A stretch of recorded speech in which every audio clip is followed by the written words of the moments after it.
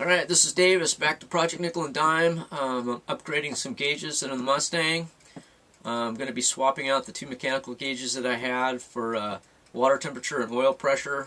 Basically wasn't getting a lot of room, and with the stock gauges I wasn't using 3 of the pods as it was anyway, so I decided to upgrade, and I went with Speedhut. That gives you more options as far as the look and the printing faces. There's a ton of options, so check it out. Speedhut gauges online. Did some research with that. I mean, it was comparable to like Autometer by the time you spend all that money, and I figured it was time to upgrade with the instrument bezel and the instrument whole look and feel. So along with that, I also upgraded and got a reproduction dash pad and a reproduction plastic piece for the passenger side trim. It was time for all that 50-year-old components to go. It's been a real pain, but back to the gauges, and I will try to do the best I can to explain how this all works. Now what I'm doing for reference is using the original wiring schematic. What I want to do is tap into the existing 12-volt source that's wired up to your ignition for the standard gauges as far as the temperature and the fuel sending unit. I want to make sure that that coincides with the stock style electrical block that's going to be on the back of the instrument cluster. And what I've done is went ahead and tagged each one of these that I'm going to be using, and I'm going to be removing the wires that won't be applying, and I'll explain that here in a minute.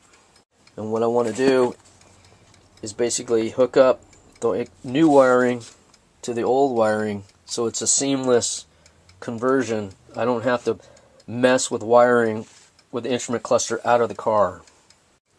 Here's some more of the goodies that you will get when you go with the Speedhut units. You get a converter unit for the wiring and for the power for each gauge. Mine are going to be electrical, and they're going to be LED as far as the gauge lighting, so there's a converter for that. But it also comes with a dimmer switch, and that will be incorporated as well into the wiring. Now what I've done is I went to the swap meet and I got a stock instrument cluster with the back metal piece, and essentially what I did was opened up the back of it, whatever was interfering with the gauge housings. Now since these are digital, the actual large space gauges are really shallow, so I didn't have to cut out a whole lot of material. And as you can see, these are the new wiring that comes pre-assembled from the factory from Speedhut, which is great. And what I'm going to be doing is doing the conversion with the existing harness block here, and I want to hook it up to the new wiring. But as you can see, I didn't have much trouble getting the back cluster hooked up with the stock face. And I went ahead and custom ordered these gauges, which are very similar to stock. And as you'll notice that there's a factory type tack on the right, a new speedo on the left, fuel is there on the left, just so it is in factory, and instead of having a clock in the center, I have oil pressure. So overall, this is going to work out pretty good. And this is just a basic Scott Drake reproduction cluster, and I went ahead and added the gauges. Now the gauges for the large 4.5 inch are mounted from the back. The 2 and the 16th are mounted from the front, and they just thread on with the plastic nut on the back of their housing, which was very convenient. And you can see for the clock, it wasn't any big deal. It just went screwed right on. So I'm looking forward to doing this, and I'm going to try to take out as much guesswork as I can when I put this in the car. Okay, here's a rough in for the gauges, the wiring. Essentially, each of these yellow wires goes to, in this case would be, I believe this one's the temperature, water temperature gauge. This one here in the center is for the oil pressure. This one is for the tack, This is for the speedo, and this one over here is for the fuel. Now what I'll do is I'll shorten this and put the factory style male female connector, and then I'll hook it into the block here. That way I'll be able to use the factory wiring for the fuel. Now the oil pressure is new, but I will do the connector the same type of way, and I'll zip tie this all together and basically clean it up, and obviously won't have to run a single wire all the way through, which is typical for your mechanical gauges, but basically so I can have a quick disconnect right at the back of the instrument cluster. And the red and white wires is for gauge power, which is going to be connected to the factory switched power on the back of the connecting block. That way it's quick, like I said, quick and easy to disconnect. And in this case, each gauge has its own wiring instead of the incandescent bulb, which is in the back, which is typical in the back of these instrument clusters. So there's a converter. Where's that? The converter is here.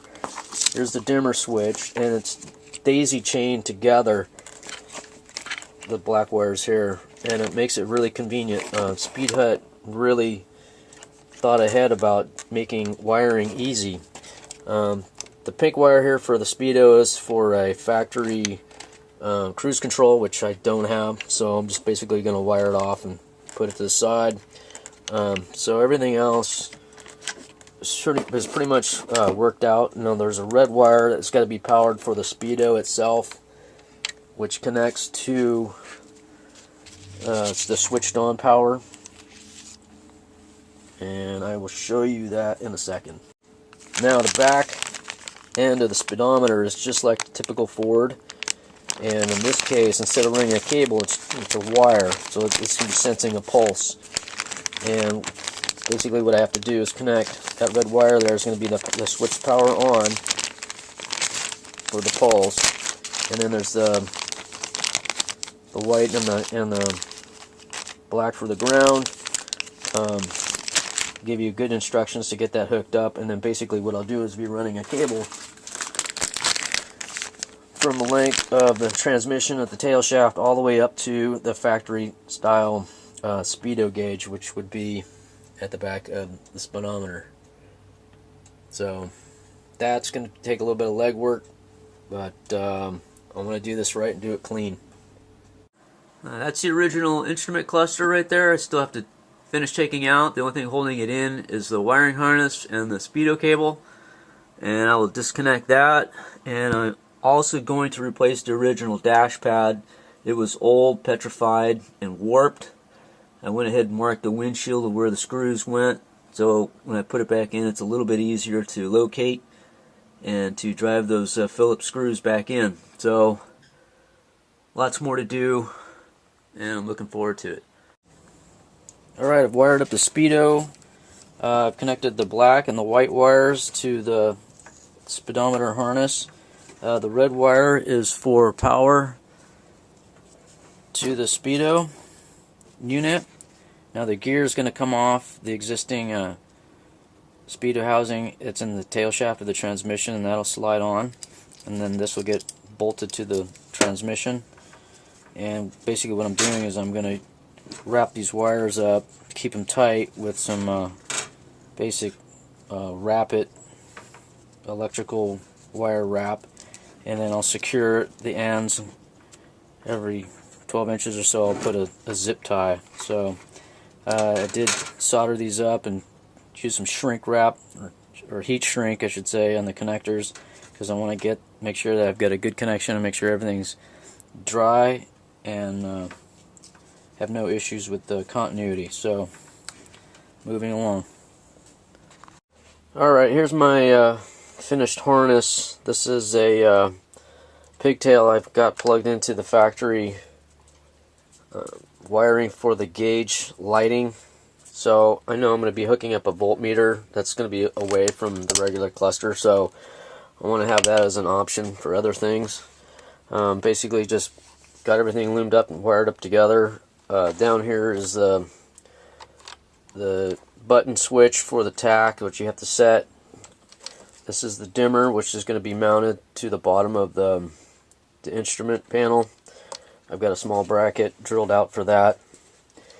And then I have, that's a connection for the speedo. Again, I label everything, makes everything go together faster. This is the power lead for the gauge power, and that's going to connect to the switched power that comes in through the stock harness. And basically what I'm going to do is use the supplied inline fuse, and one side will go for the gauge power and the other side will go for power to the speedometer. This is the oil pressure. It's a little bigger than I would have liked. I mean, I've got very little room there between the power steering pump and the front of the cylinder head, but it'll just make it. So that'll be a little work. This is a sensor for the water temperature.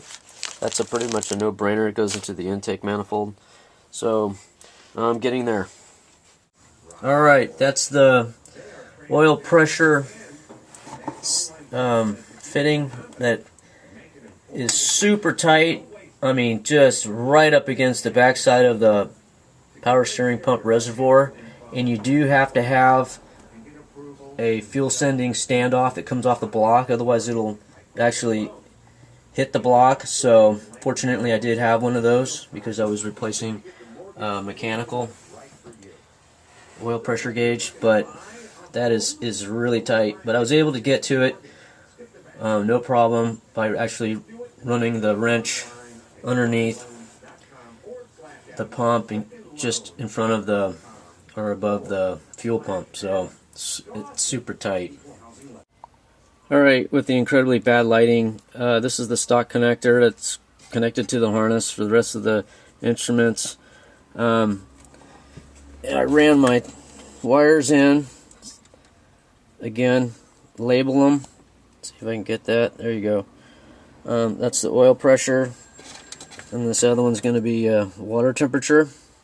So what I'll do is de-pin the stock wires that are color coordinated from the schematic, and I'll connect these new wires through there, so when I insert my new cluster with the new gauges, it should be a plug and play.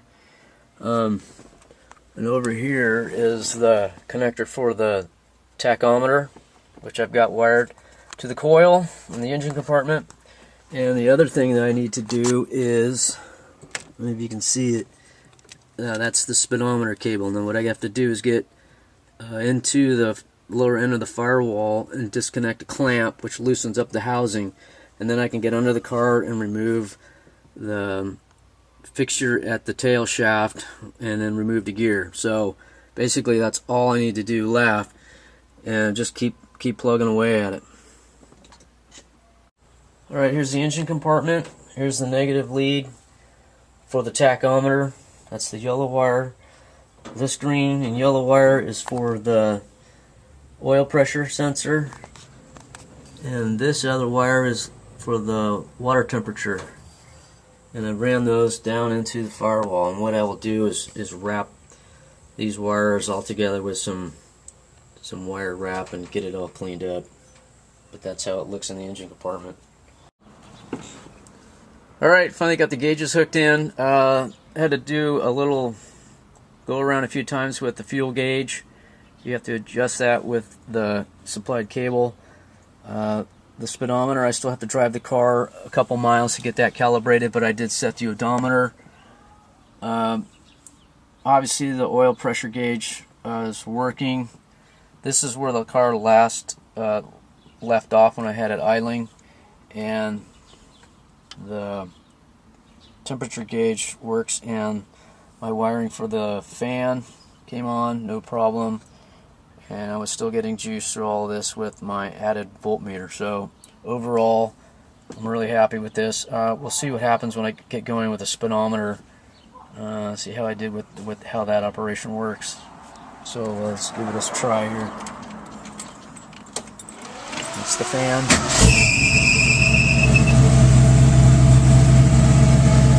Okay, it's working. I did have it at full when I parked the car. There's the oil. There's the tack that works, fits nicely. That's a 4.5-inch tack. And that's my water temperature. So, cool, man. Now I gotta screw this all back together.